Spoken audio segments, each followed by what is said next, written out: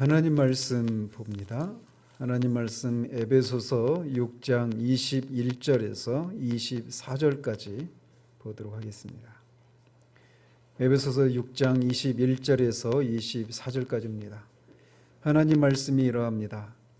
나의 사정 곧 내가 무엇을 하는지 너희에게도 알리려 하노니 사랑을 받은 형제요 주 안에서 진실한 일꾼인 두기고가 모든 일을 너희에게 알리리라. 우리 사정을 알리고 또 너희 마음을 위로하기 위하여 내가 특별히 그를 너희에게 보내었노라.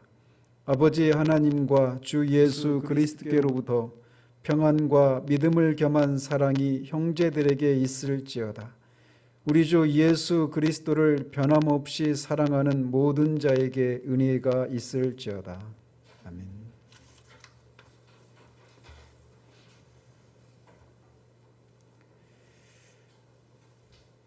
지난주까지 해서 우리는 에베소서에서 다루고 있는 모든 내용들을 실제로 모두 다루었습니다.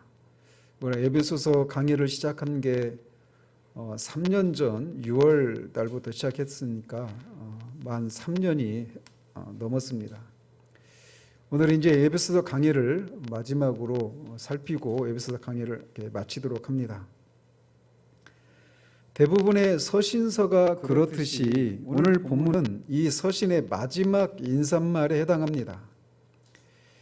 아마도 바울이 다른 서신들에서처럼 이 인사말 앞에 있는 그 부분까지는 사도 바울이 누군가에게 이렇게 불러주면 누가 이렇게 대피를 하는 그런 방식으로 이 앞부분까지는 기록이 되었을 것입니다.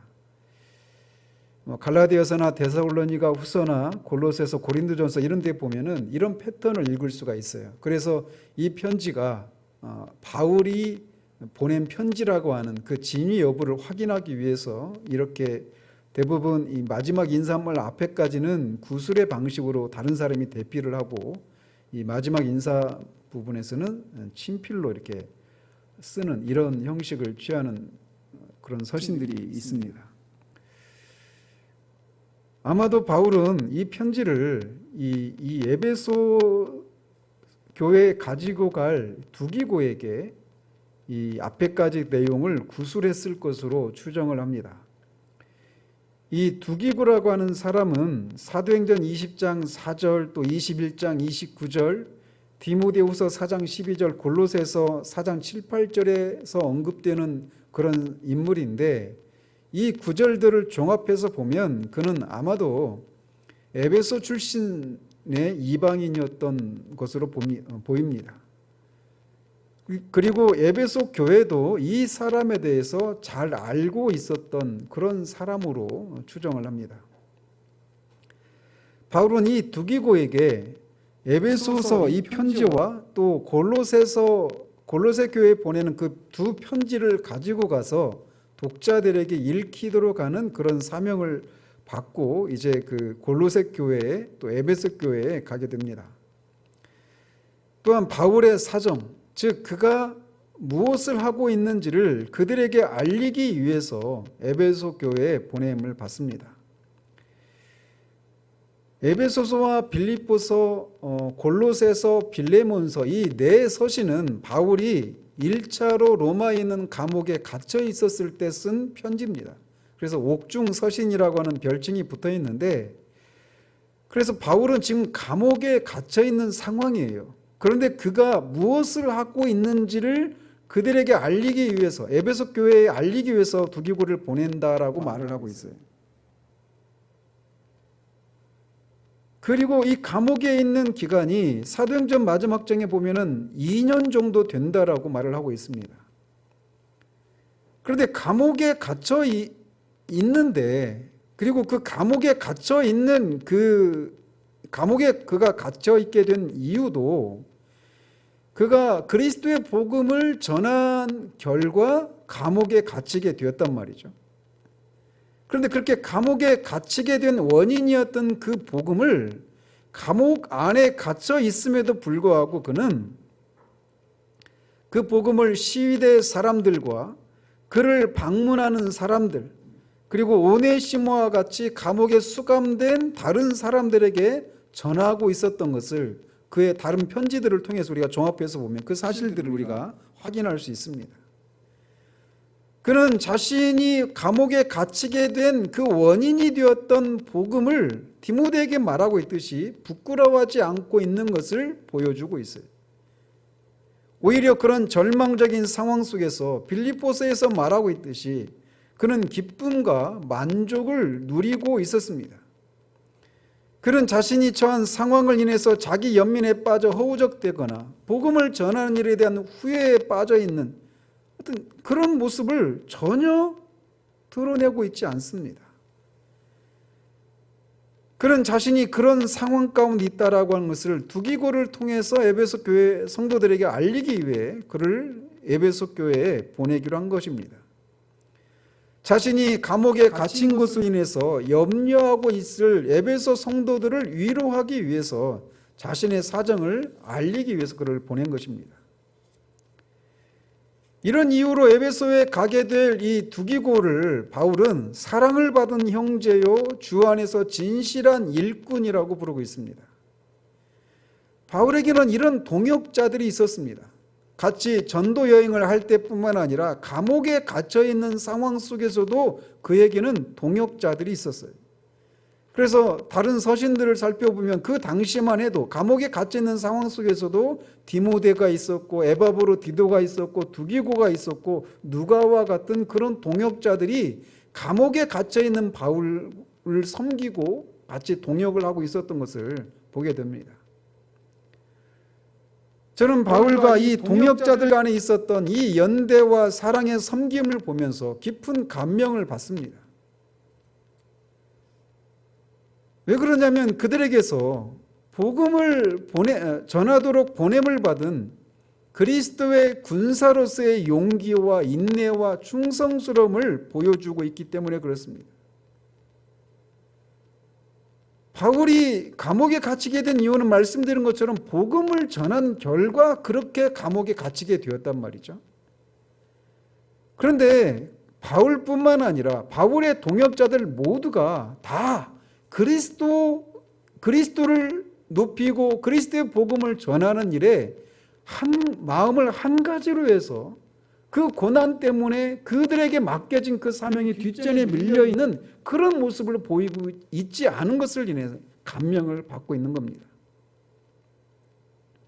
그들은 어떻게 하든지 주님의 복음이 전해져서 주님이 영광을 받으셔야 한다라고 하는 이 한 가지 목적에 하나가 되어 있는 모습을 보여줍니다.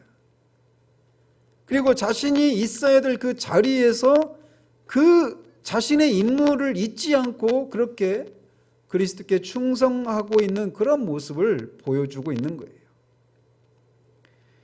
여러분들에게는 주님께서 여러분에게 복음을 위해 맡겨주신 사명이 있다라고 하는 것을 인식하고 있습니까? 혹시 여러분이 처한 상황을 인해서 이 사명을 잊고 여러분이 지금 마음을 쏟아야만 하는 그런 눈에 보이는 환경에 온통 여러분의 마음을 빼앗기고 있지는 않은지 돌아볼 필요가 있는 거예요. 사도와 그의 동역자들이 그렇게 감옥에 갇혀 있고 어려움을 겪고 있는 상황 속에서도 복음과 그리스도를 위해서 마음을 하나로 해서 손을 늘어뜨리고 있지 않고 여전히 그 속에서도 무엇인가를 하고 있는 이런 모습들, 그리스도라고 하는 그리스도를 중심으로 해서 그들이 의기투합하고 충성된 모습으로 그렇게 복음에 충성하고 있는 모습이 우리에게도 요구되어지는 모습이라고 할 수 있습니다. 사도는 23절과 24절을 통해서 자신의 편지를 받게 될 사람들을 위한 기원으로 그의 편지를 모두 마칩니다. 그가 그들을 위해서 기원하고 있는 것은 두 가지인데, 아버지 하나님과 주 예수 그리스도로부터 평안과 믿음이 겸한 사랑이 있기를 바란다라고 하는 것과 24절에 있는 것처럼 우리 주 예수 그리스도를 변함없이 사랑하는 모든 자에게 은혜가 있기를 구하고 있습니다. 그가 여기에서 언급하고 있는 것은 평안과 믿음과 사랑과 은혜를 언급하고 있어요. 그런 것들이 그들에게 하나님 아버지와 예수 그리스도로부터 임하기를 기원하고 있습니다.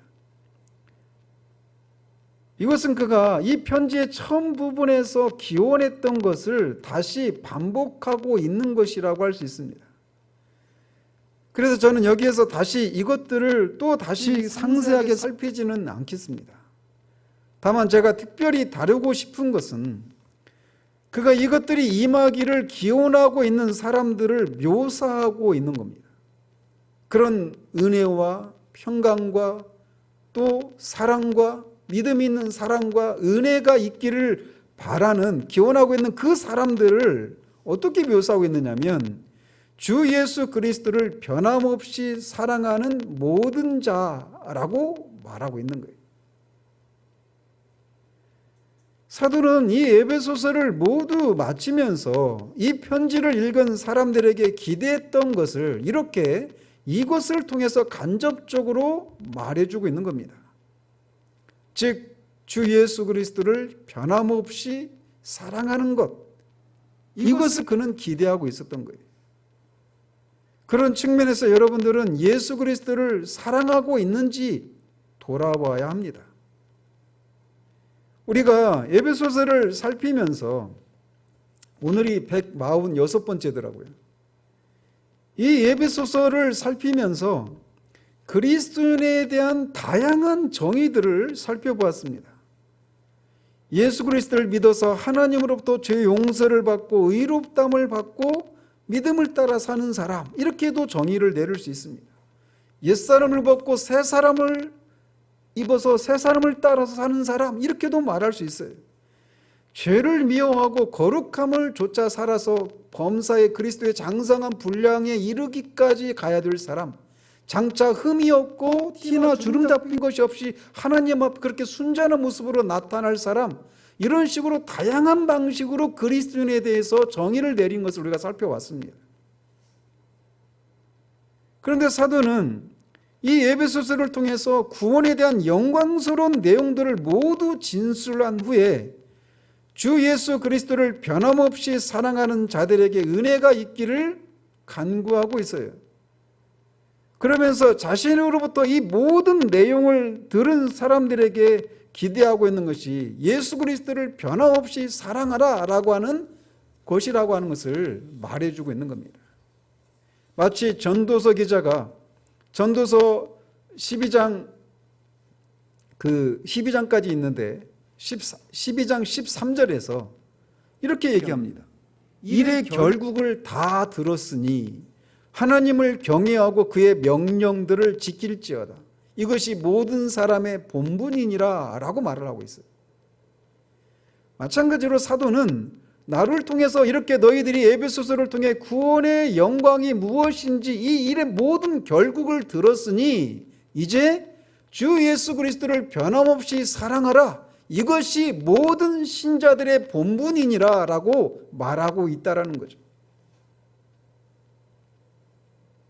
그렇기 때문에 예수 그리스도를 사랑하는가 라고 하는 질문에 우리가 정직하고 진지하게 우리 자신을 살피는 문제는 굉장히 중요한 문제라고 할 수 있습니다.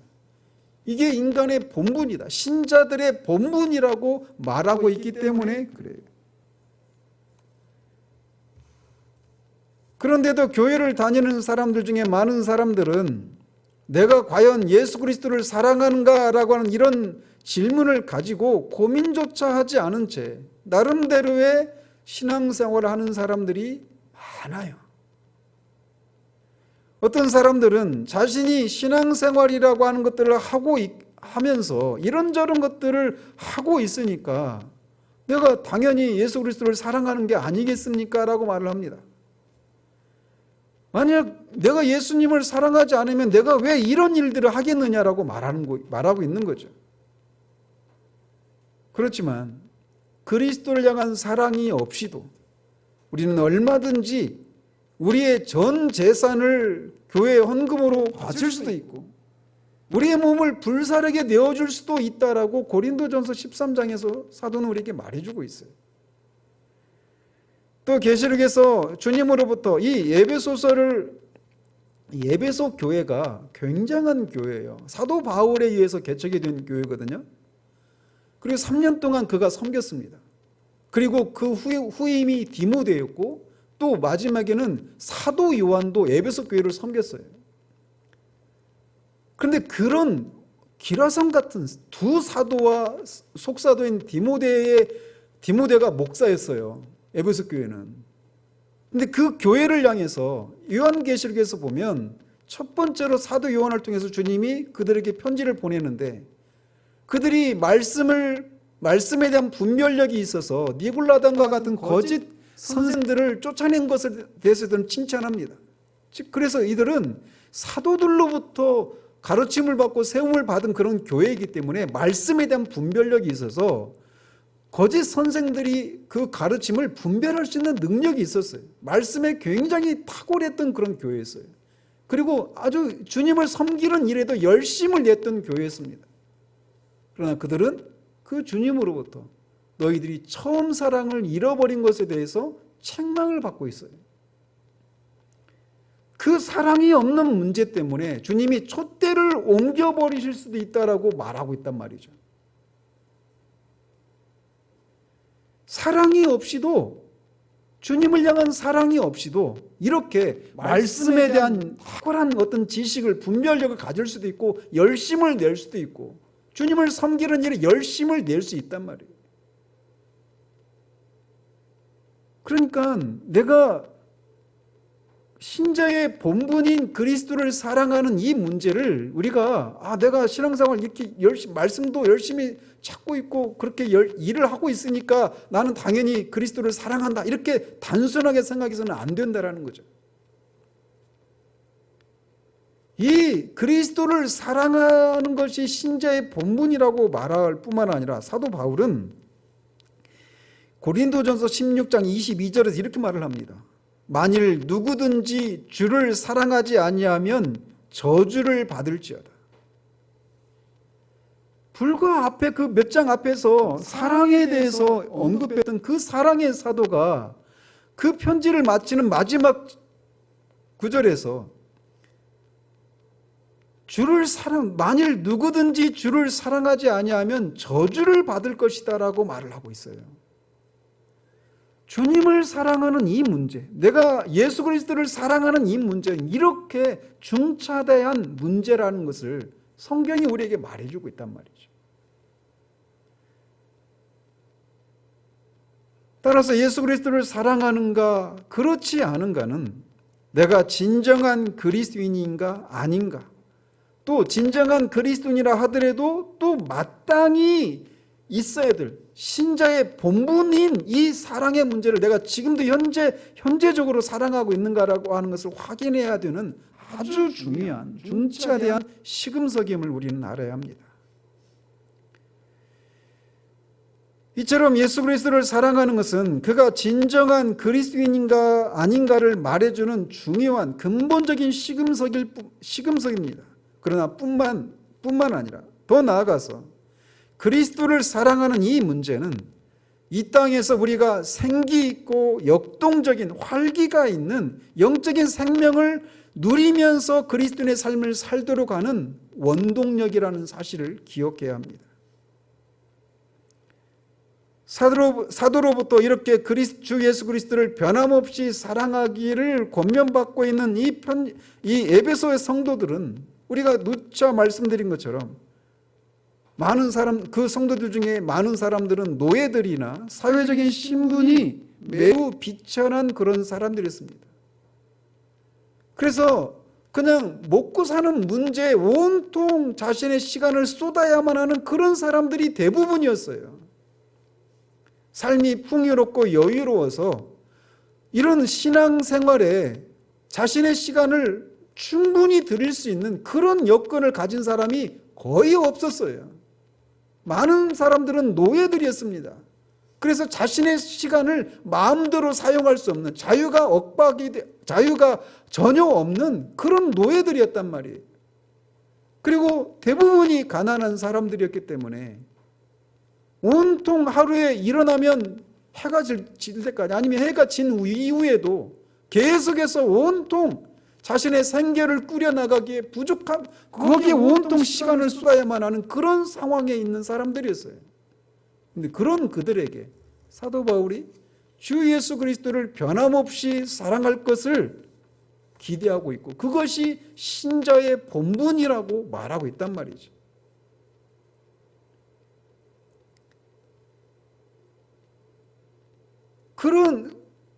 그리고 그들은 우리처럼 예수 그리스도를 보지 못한 면에서도 동일합니다.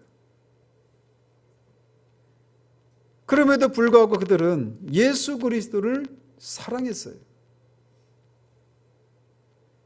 요한계시록에서는 그들이 처음 사랑을 잃어버렸다라고 하는 책망을 받았지만, 잃어버렸지 없었던 게 아니었단 말이에요.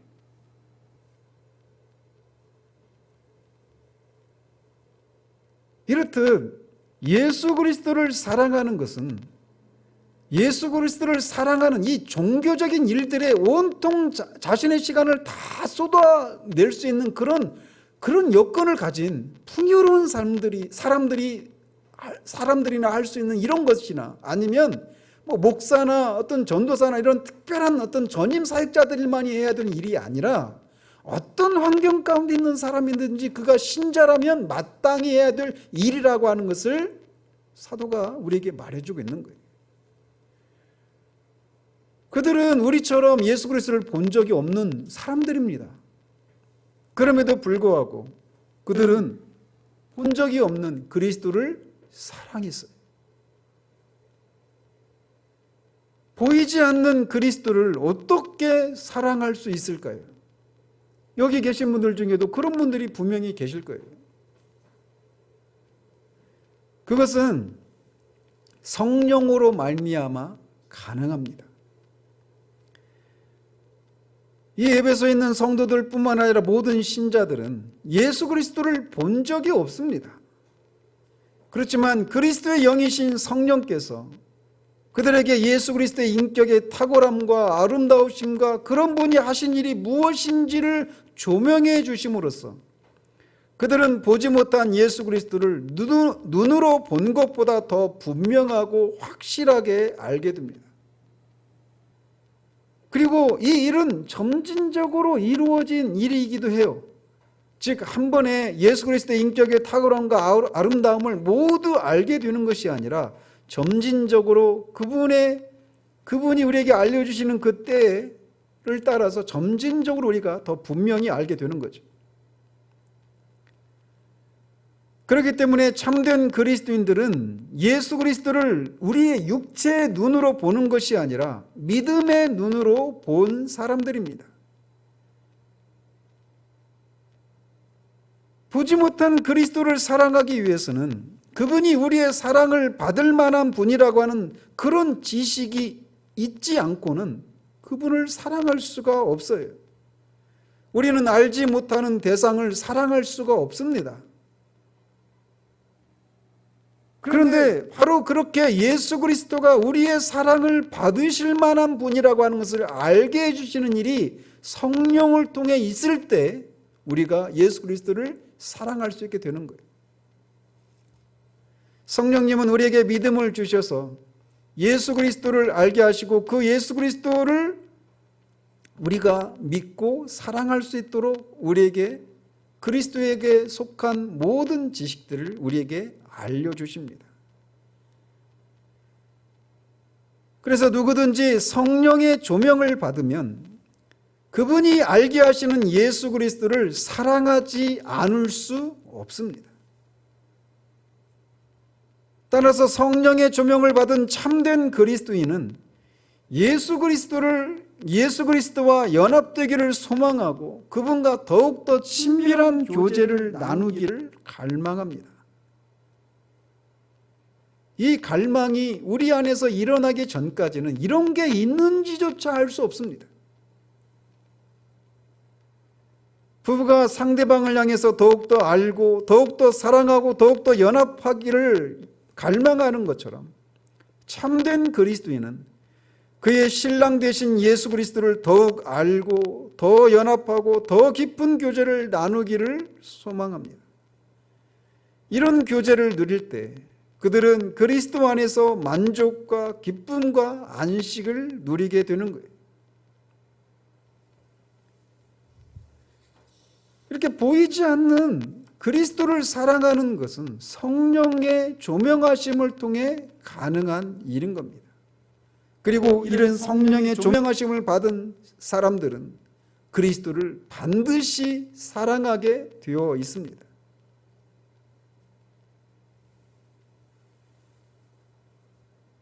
따라서 누군가가 그리스도를 사랑하지 않고 있다라고 하는 것은 그것은 그리스도께서 그에게서 사랑을 받으실 만한 분이 아니시기 때문에 그가 그리스도를 사랑하지 않는 것이 아니라 그가 믿음의 눈이 아직 열리지 않아서라고 말을 할 수 있는 거예요.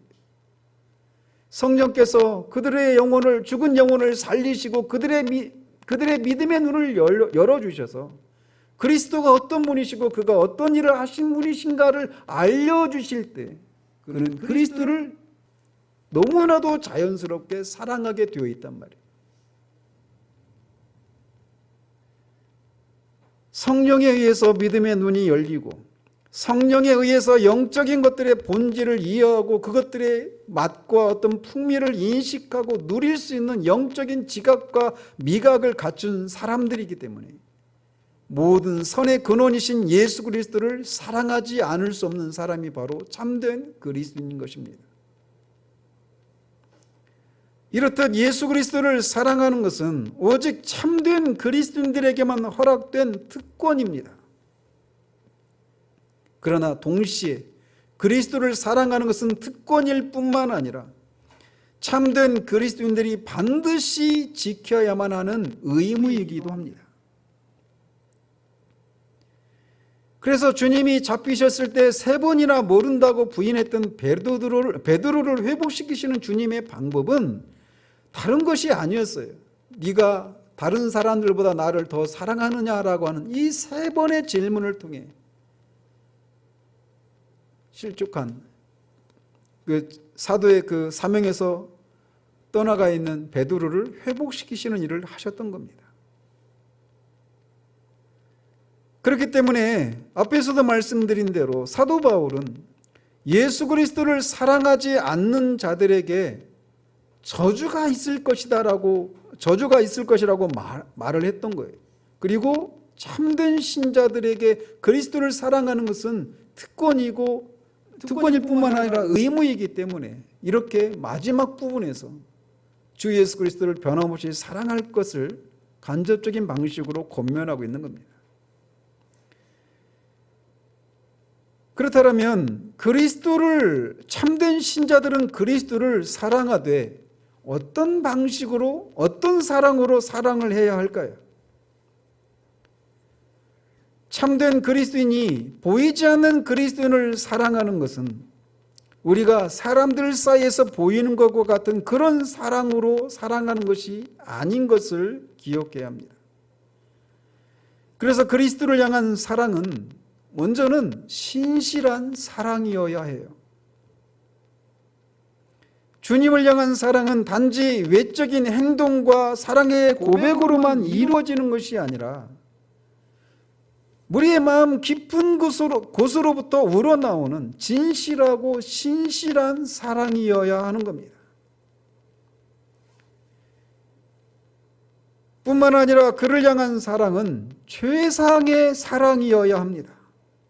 즉 그리스도를 향한 사랑은 여러 다른 대상을 향한 사랑과 비교할 수 있는 그런 종류의 것이어서는 안 돼요.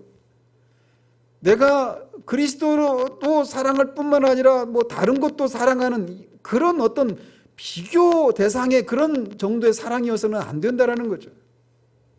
주님은 아버지나 어머니를 나보다 더 사랑하는 자는 내게 합당하지 아니하고 아들이나 딸을 나보다 더 사랑하는 자도 내게 합당하지 아니하다라고 말씀하십니다. 우리들은 우리에게 주어진 모든 사람들을 사랑해야 합니다. 그러나 그들을 향한 사랑은 그리스도를 사랑하는 데서 따라 나오는 것이어야 합니다. 그래서 참된 그리스도인들은 반드시 예수 그리스도를 향해서 가장 많은 사랑을, 최고의 사랑을 쏟아 부어야 하는 거예요. 또한 그리스도를 사랑하되 뜨겁고 열렬한 사랑으로 사랑해야 합니다. 차지도 덥지도 않은 미지근한 사랑은 토해내질 수밖에 없는 거예요. 그리고 그런 사랑은 오히려 주님의 분노를 자아내는, 주님을 모독하는 사랑이라고 하는 것을 우리가 기억해야 합니다. 그리스도를 향한 사랑은 어떤 고난이나 핍박의 홍수라도 끄지 못하는 그런 사랑이어야 해요.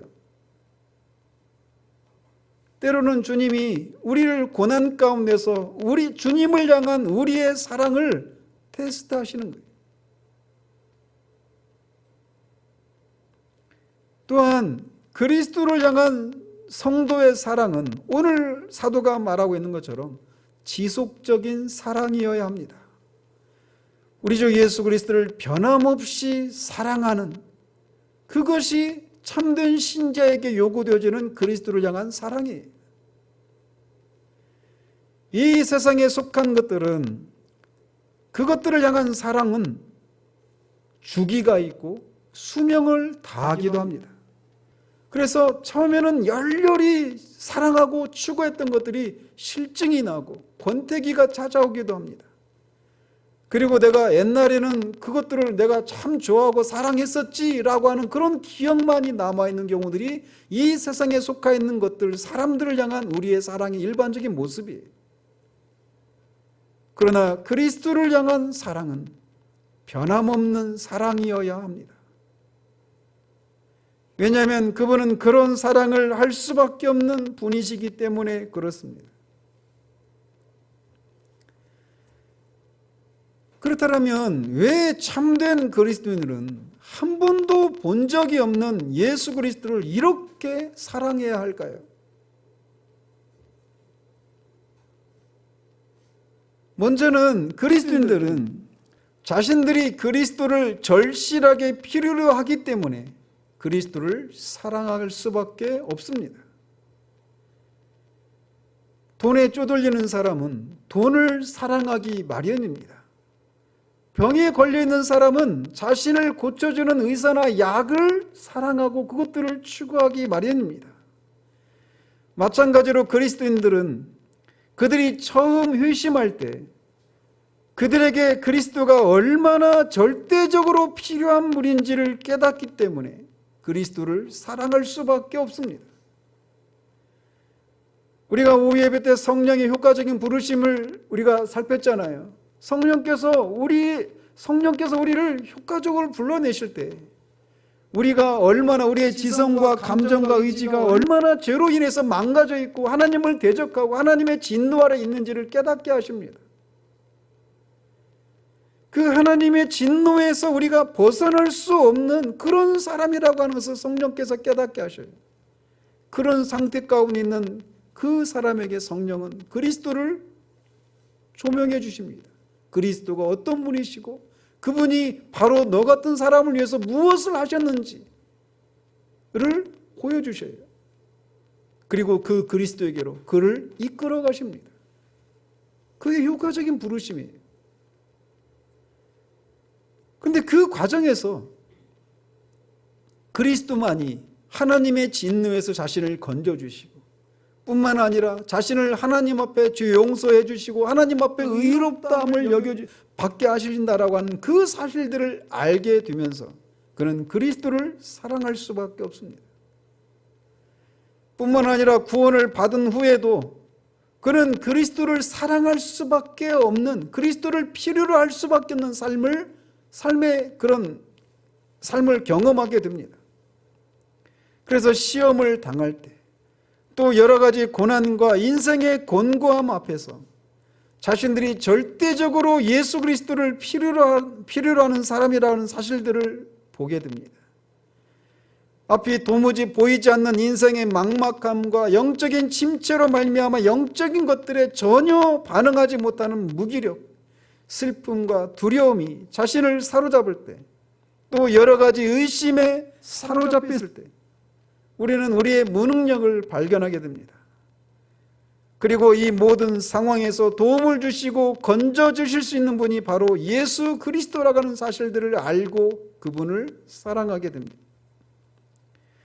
이렇듯 그리스도인이 그리스도를 사랑하는 첫 번째 이유는 그들에게 그리스도가 절대적으로 필요한 분이시기 때문에 그래요. 구원받았을 때나 구원받은 이후의 삶 가운데 절대적으로 그리스도가 필요하다는 사실들을 알기 때문에 그리스도를 사랑할 수밖에 없습니다. 또한 신자들은 믿음의 눈으로 예수 그리스도의 인격의 탁월함과 아름다움을 보기 때문에 그분을 사랑합니다.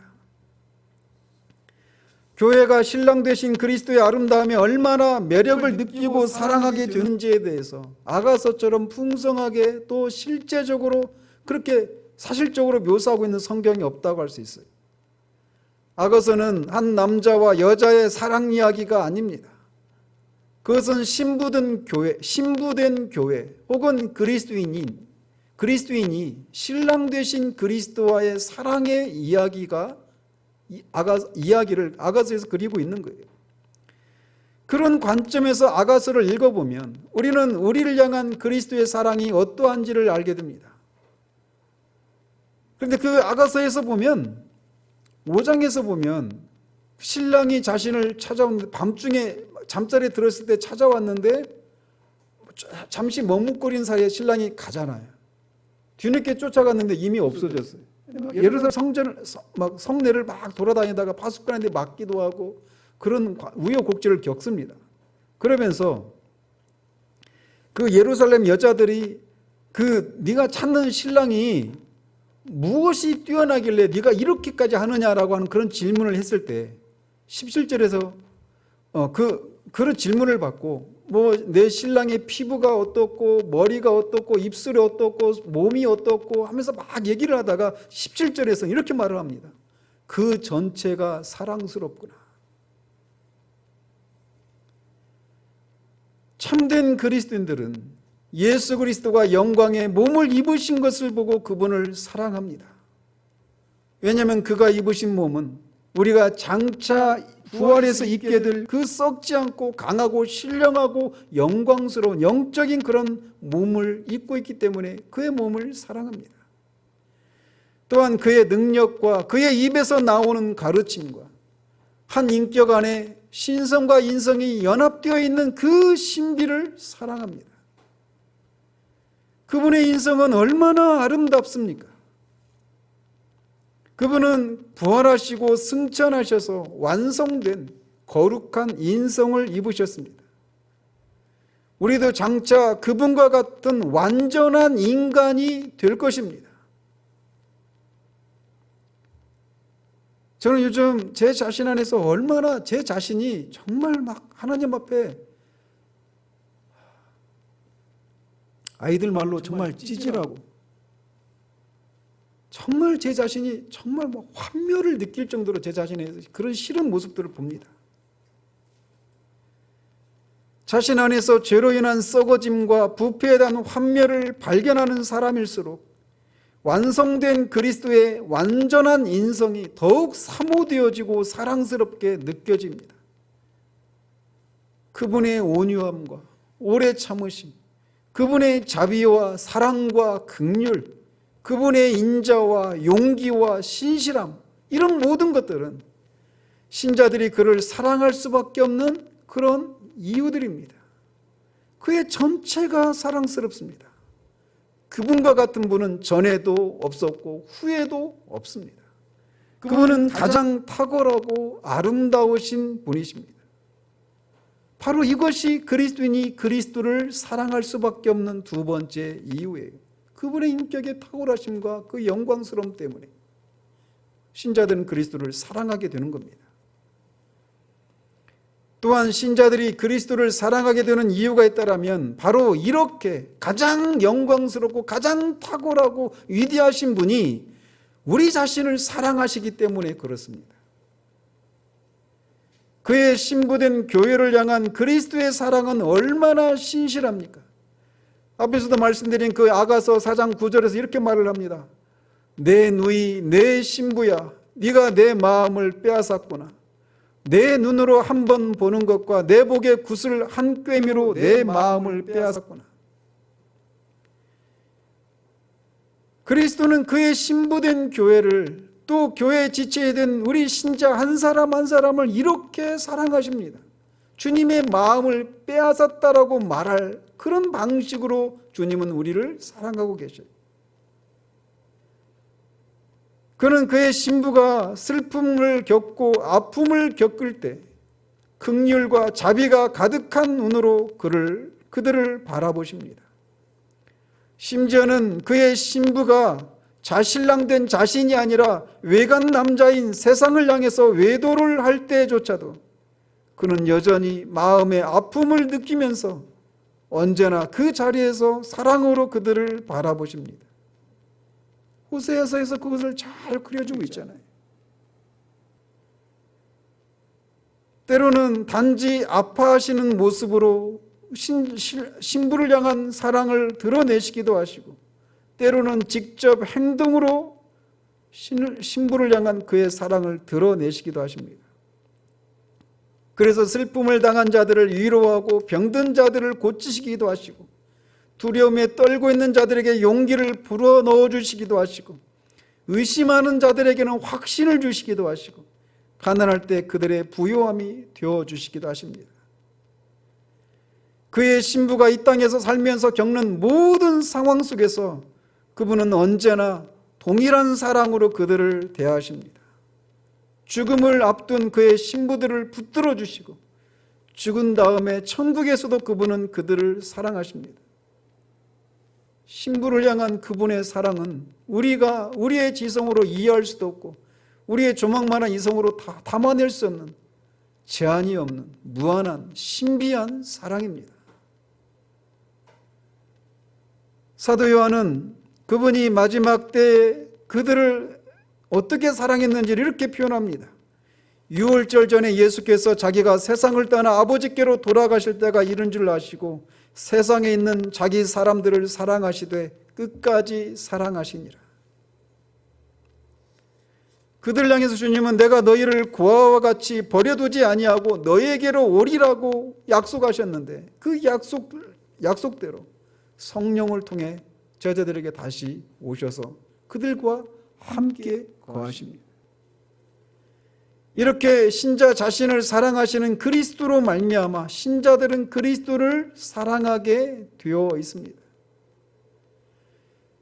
자기를 그렇게 사랑하는 그 주님을 신실하게 사랑하지 못하고 있음에도 불구하고 주님이 아파하시면서도 여전히 우리를 사랑하시는 그 주님의 사랑을 맛본 사람이 어떻게 그리스도를 사랑하지 않을 수 있겠습니까? 따라서 그가 참된 그리스도인이라면 그는 그리스도를 사랑하지 않을 수 없습니다. 따라서 우리는 자신이 과연 지금 사도가 기대하고 있는 것처럼 변함없이 주님을 살아가고 있는지를 돌아봐야 해요.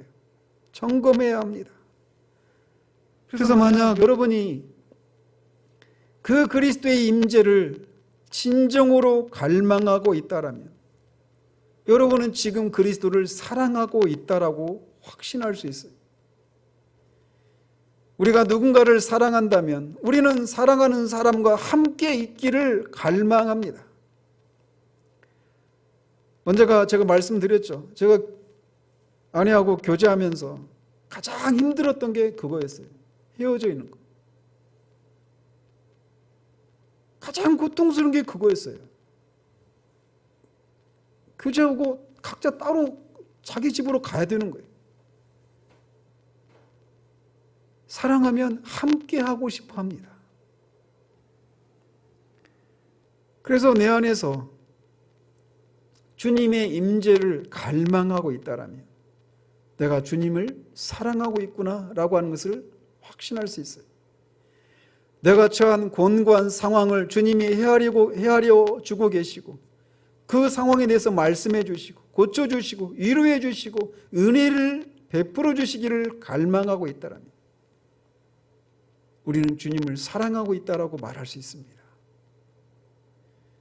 우리가 어떤 곤고한 형편 가운데 있든지 주님이 우리와 함께 하신다라면 그것으로 모든 슬픔과 두려움과 외로움과 허무함과 무기력과 의심이 사라지게 될 것입니다. 그런 확신 가운데 주님 나와 함께 하심을 드러내 주십시오라고 갈망하고 있다라면 그는 현재적으로 주님을 사랑하고 있는 사람이라고 말할 수 있어요. 뿐만 아니라 마지막 날에 우리 주님이 산자와 죽은 자를 심판하시기 위해서 오실 것을 갈망하고 있다라면 그것도 역시 그리스도를 내가 사랑하고 있다라고 하는 증거 중에 하나입니다. 주님을 주님으로 인정하지 않는 이 세상의 악함과 불의 또 공의가 뒤틀려 있는 세상, 하나님을 향해서 신성모독적인 그런 현실들을 뒤엎고 주님이 세상의 심판주이시고 왕의 왕이심을 드러내시는 것을 갈망하고 있다라면, 그래서 아멘 주 예수여 오시옵소서라고 하는 그런 갈망이 현재적으로 우리 가운데 있다라면 그는 주님을 사랑하고 있는 겁니다. 이렇게 주님의 임재를 갈망할 뿐만 아니라 그 주님을 만날 수 있는 길과 방편들을 사랑하고 있다라면 그건 역시도 그가 그리스도를 사랑하고 있다라고 말할 수 있습니다. 그리스도를 만날 수 있는 길은 우리가 흔히 은혜의 방편이라고 부르는 것입니다. 말씀과 기도와 성례이죠.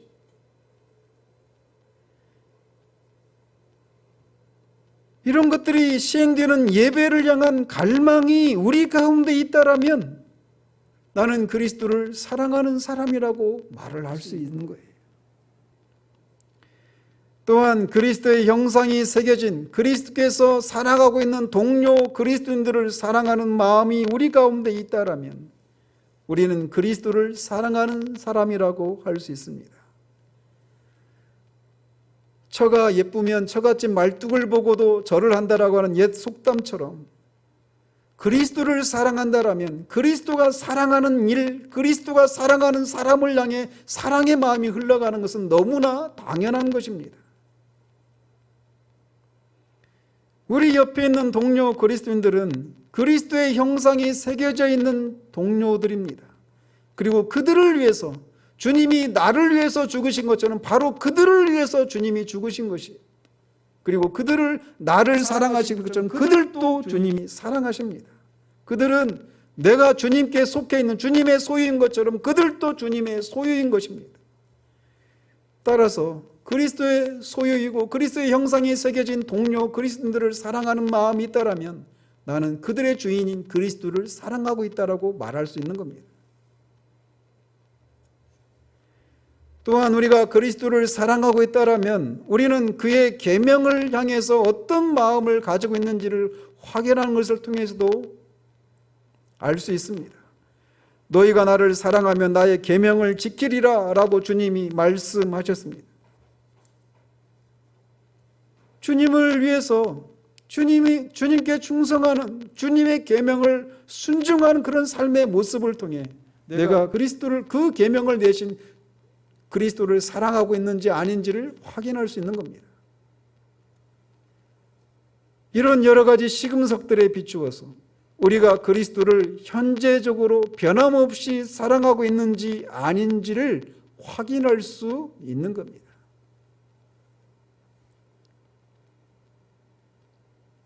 따라서 이런 시금석들에 비추어서 자신이 그리스도를 사랑하는 사람이 아니라고 하는 것이 드러난다라면 정직하게 여러분이 그런 사람임을 인정하고 그리스도를 사랑하지 않는 죄를 회개하고 그 죄에서 돌이켜야 합니다.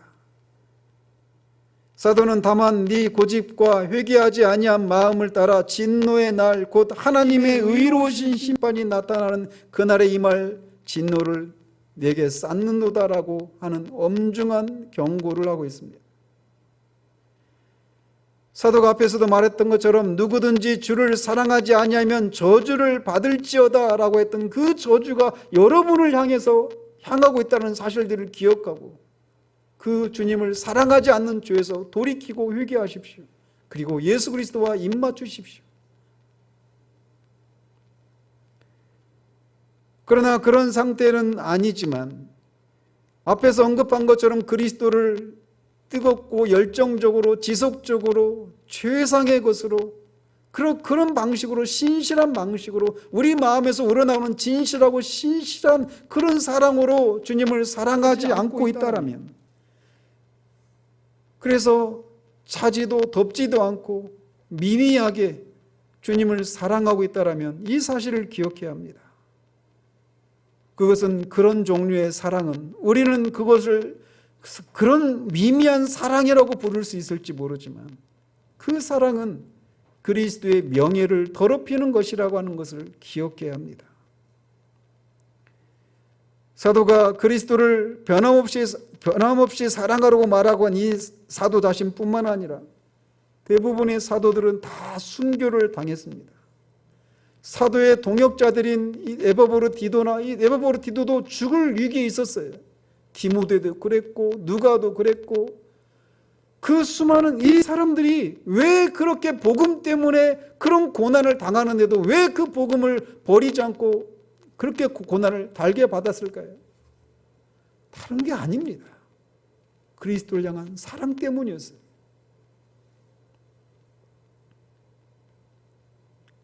성경시대 이후로 수많은 순교자들이 주님을 위해서 기꺼이 자신의 목숨을 바쳤던 그들의 그 기이한 사랑을 기억해야 합니다.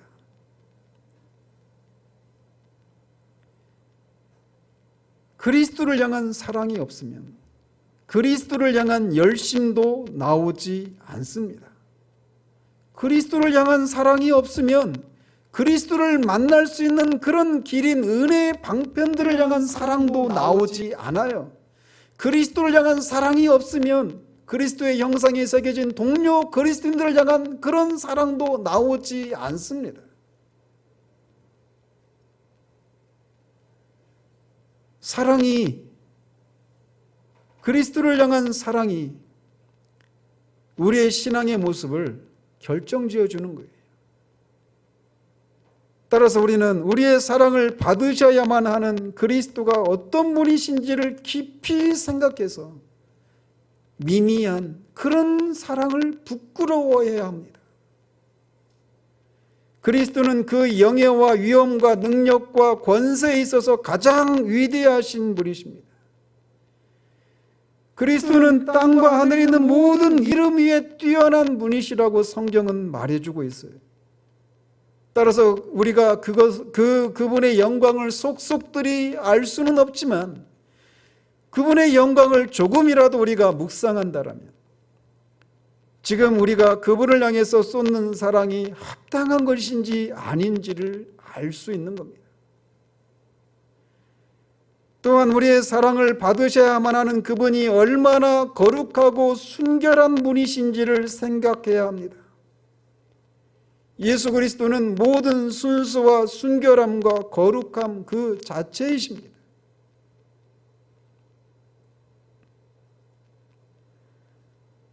그리스도는 거룩함과 순결함 그 자체예요.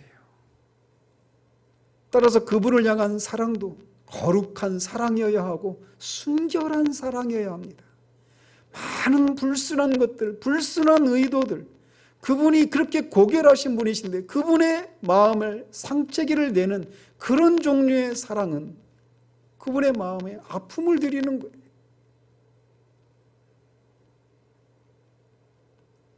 만약 우리 안에 그분을 향한 사랑이 미미하다면 그분의 거룩함과 순결함을 생각해야 합니다.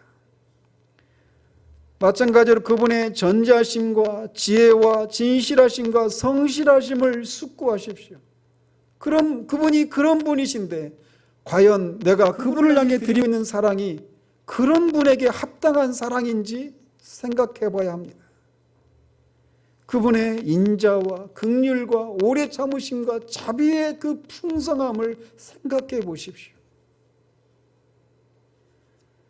또 그분이 우리에게 어떤 분이신지를 생각해 봐야 합니다. 그분은 우리의 목자와 대장이시고 대제사장이십니다.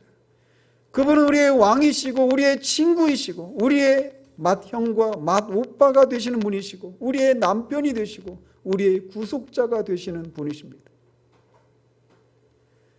따라서 그분의 존재와 그분이 우리에게 어떤 분이신지를 생각하고 우리는 그분께 합당한 존귀와 사랑을 드려야 하는 거예요.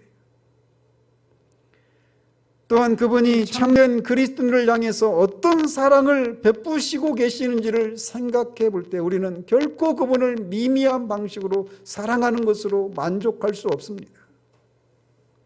그분이 도무지 받을 자격이 없는 우리를 향해서 베푸신 그 값없는 사랑을 기억해 보십시오. 그 사랑이 얼마나 진실하고 강렬하고 한결같은지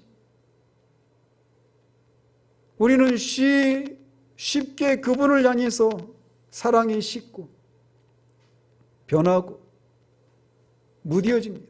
그러나 우리를 향한 주님의 사랑은 그렇지 않아요.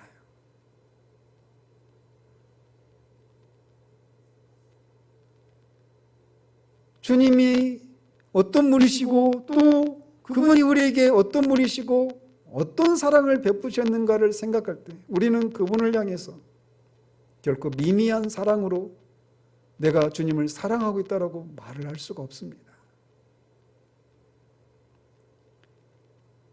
그러므로 이 에베소서를 마치면서 이 에베소에서 기록된 일의 결국을 다 들은 여러분들이 저 자신을 포함해서 우리 모두가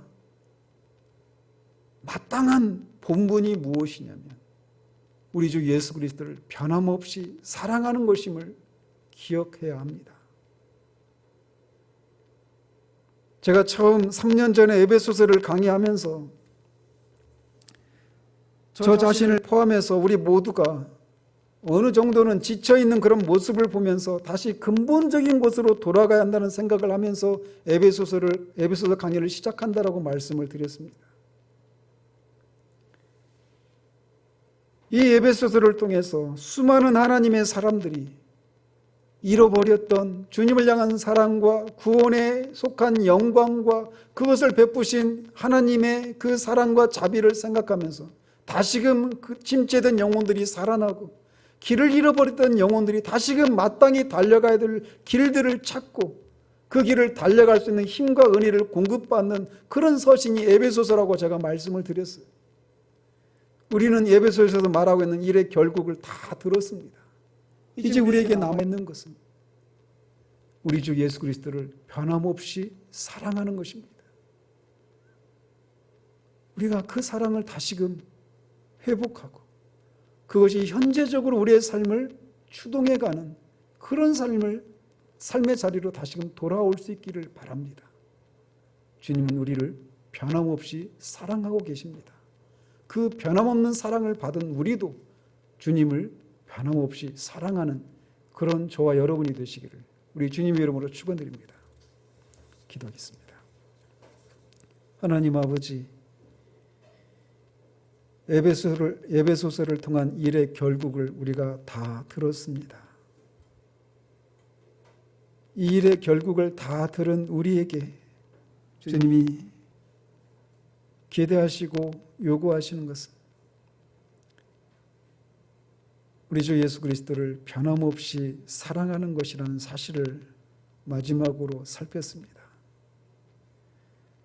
주님을 사랑하는 것은 우리 신자들의 특권이고 뿐만 아니라 의무인 것을 우리가 말씀을 통해 다시금 되새깁니다. 우리를 향해서